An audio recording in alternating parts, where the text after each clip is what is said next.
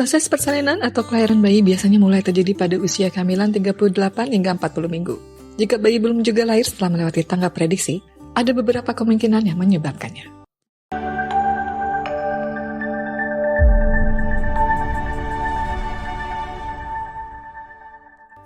Penyebab paling umum bayi lahir melewati tangga prediksi adalah kesalahan dalam menentukan hari pertama haid terakhir. Selain itu, beberapa hal lain juga bisa menyebabkan bayi lahir setelah tangga prediksi persalinan, yaitu kelahiran pertama, bayi berjenis kelamin laki-laki, ibu hamil yang mengalami obesitas, pernah mengalami keadaan yang sama sebelumnya, dan masalah pada plasenta dan bayi. Risiko kelahiran lewat tangga prediksi. Ketika bayi lahir melewati tangga prediksi, terlebih sampai lebih dari 42 minggu, bayi sangat mungkin mengalami beberapa hal.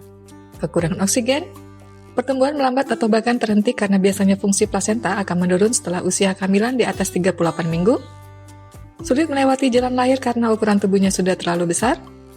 Jika bayi tidak dapat dilahirkan dengan persalinan normal, maka dokter mungkin akan menyarankan operasi sesar atau persalinan dengan bantuan forceps.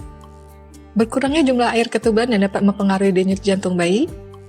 Bayi menelan dan menghirup tinja pertamanya atau mekonium yang bisa mengakibatkan terganggunya saluran pernapasan dan membuat paru-parunya tidak berkembang dengan baik. Gawat janin yang ditandai dengan detak jantung sangat cepat atau sangat lambat. Bayi meninggal dalam kandungan atau meninggal sesaat setelah dilahirkan. Penanganan kehamilan lewat tangga prediksi persalinan. Apabila sudah lewat dari seminggu setelah HPL, kondisi ibu hamil akan terus dipantau oleh dokter untuk melihat apakah ada tanda-tanda komplikasi. Umumnya, kebanyakan ibu hamil sudah melahirkan dengan spontan sebelum usia kehamilan menginjak 42 minggu. Untuk mencegah persalinan di atas usia 42 minggu, pilihan yang bisa diambil adalah melakukan induksi saat kehamilan berusia 41 minggu dan kondisi cervix telah siap. Induksi bisa dilakukan lebih cepat jika dicurigai telah terjadi komplikasi. Jika kondisi ibu dan janin baik, pilihan lain adalah menunggu persalinan datang secara alami sembari melakukan pengawasan. Nah, jika persalinan tidak kunjung tiba setelah lewat HPL, cobalah tetap tenang ya Bu Mil. Terlebih bila dokter sudah mengatakan kalau kondisi bayi baik-baik saja. Dan sampai hal ini membuat Bu Mil merasa terbebani.